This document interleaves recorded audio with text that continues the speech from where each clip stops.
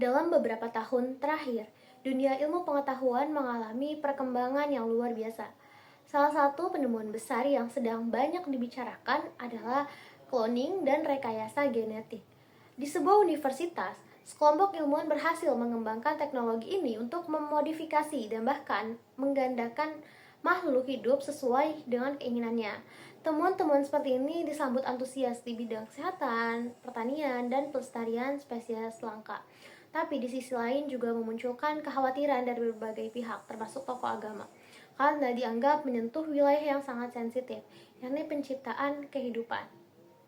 Setelah melihat perkembangan ini, kita jadi bertanya bagaimana kita bisa menilai penemuan seperti cloning dan rekayasa genetik secara lebih dalam.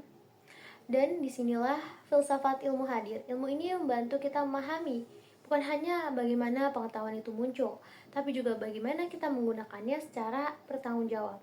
Kita akan melihatnya dari 3 aspek utama, yaitu epistemologi, ontologi, dan aksiologi. Dari aspek epistemologi itu membahas bagaimana pengetahuan diperoleh dan dinilai kebenarannya.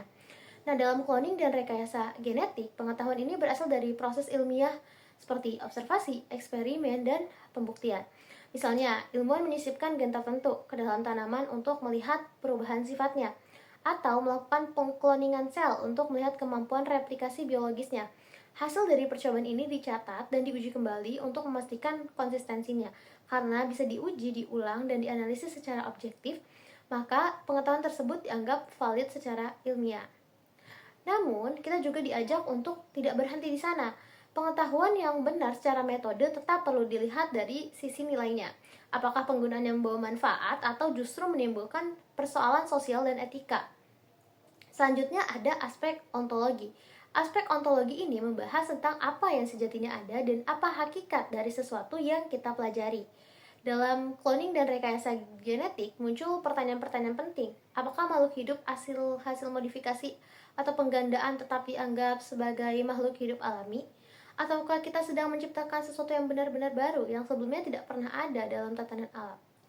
Teknologi cloning memungkinkan penggandaan makhluk hidup secara identik tanpa melalui proses reproduksi alami. Hal ini menimbulkan pertanyaan yang eksistensial yang sangat dalam. Apakah makhluk hasil cloning memiliki nilai keberadaan yang sama seperti makhluk yang lahir secara alami? Apakah identitas, hakikat, dan martabat setara? Atau justru kita sedang merekayasa makhluk yang status keberadaannya belum jelas secara filosofis maupun moral? Pertanyaan ini bukan sekedar teknis, tetapi menyentuh nilai paling dasar dari eksistensi. Jika kita bisa merekayasa atau menggunakan kehidupan, apakah itu berarti kita punya kuasa penuh atas kehidupan itu sendiri? Apakah manusia, tumbuhan, atau hewan yang telah dimodifikasi atau dikloning tetap memiliki hakikat yang sama seperti makhluk ciptaan alami? Menurut saya, disinilah pentingnya merenungkan kembali hakikat keberadaan.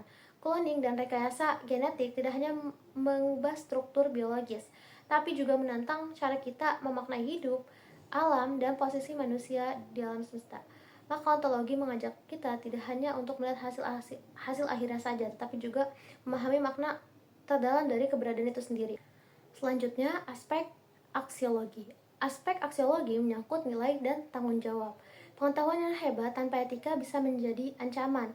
Teknologi seperti rekayasa genetik dan cloning bisa membawa manfaat yang luar biasa untuk mengobati penyakit genetik, meningkatkan hasil panen, menyelamatkan spesies langka, atau menciptakan jaringan tubuh untuk transplantasi. Tapi kalau tidak dikontrol bisa juga digunakan untuk hal-hal yang tidak manusiawi, seperti menciptakan manusia hasil desain genetik atau menggandakan individu untuk kepentingan tertentu yang merusak konsep keadilan dan kesetaraan.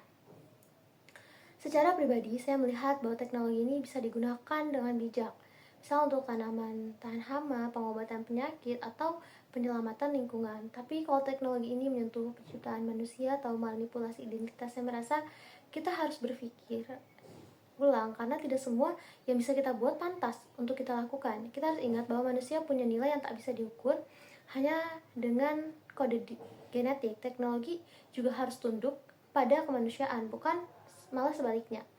Salah satu cara yang bisa dilakukan untuk mengintegrasikan perspektif agama dalam diskusi ilmiah adalah dengan menanamkan nilai-nilai keagamaan sebagai landasan etis dalam penerapan ilmu pengetahuan.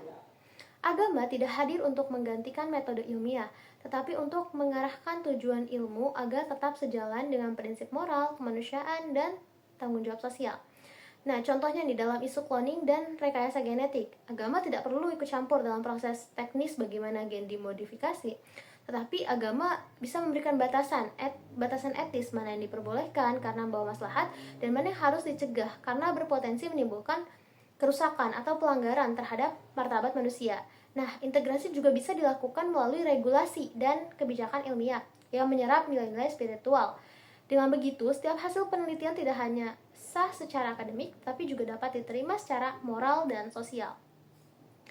Filsafat ilmu ini membantu kita melihat bahwa pengetahuan bukan sekedar soal bisa atau tidak bisa, tapi juga boleh atau tidak boleh.